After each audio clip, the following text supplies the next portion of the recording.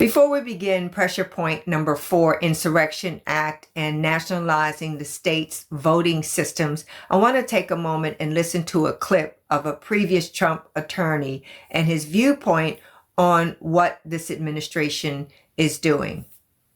That, the attack on the states, from this invading force is going to persist, and it's only going to grow between now and the elections, which are the real target, as Bondi proved by trying to extort election data in exchange for partial withdrawal, like we saw yesterday with the remarkable search of the Georgia polling area.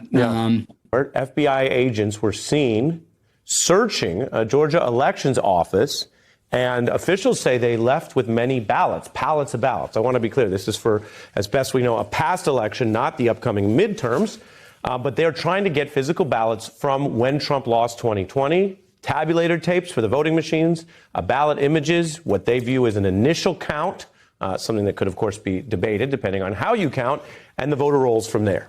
Is this just rhetoric, or is the administration signaling their intent to do everything in their power to scare voters away from the polls in the midterms? I believe it is their intent to scare voters away. This is not a distraction. The outcome of this administrative disruption and intimidation by having ICE and other federal law enforcement stationed at voting polling locations will result in heightened fear and confusion around civic participation. The probable outcome: suppressed participation and delegitimized results. Now, Christian nationalism will conflate this fake law and order with righteousness, even when there is obvious civil liberties being diminished. Now, there are two special mentions. Pressure point number 5, women's voting is being suppressed via patriarchal influence. Now, Christian nationalism is a major driver of this narrative that subordinates women's right to vote to their husband. Pressure point number 6, Dominion voting systems ownership change and the politicization of these systems. A major voting system vendor, Dominion Voting Systems, was acquired by new ownership whose public messaging echoes election fraud rhetoric associated with the Trump era and signals alignment with potential election integrity issues going forward.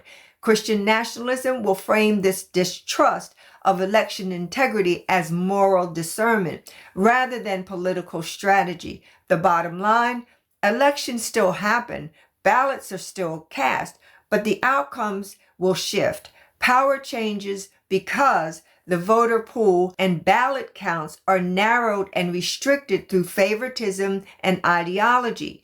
Maps decide versus actual voters. Full voter rights are culturally constrained.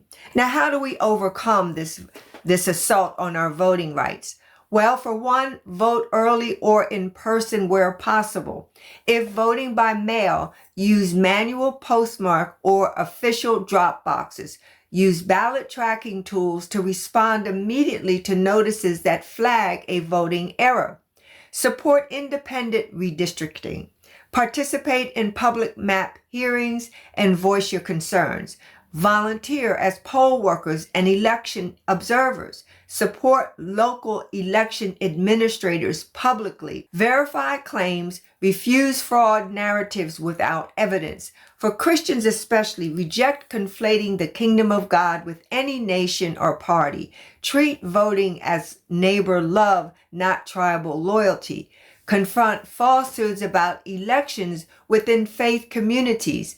Advocate for access that serves the elderly, disabled, caregivers, and low-wage workers. Resist intimidation and emergency exceptionalism. Support lawful protest, oversight, and accountability. Now, democracy erodes fastest not when elections are canceled, but when access, counting, and legitimacy are quietly narrowed, often justified by theology that mistakes power for righteousness. Thank you for listening. Like, share, and subscribe. Interested in your feedback. Thanks so much.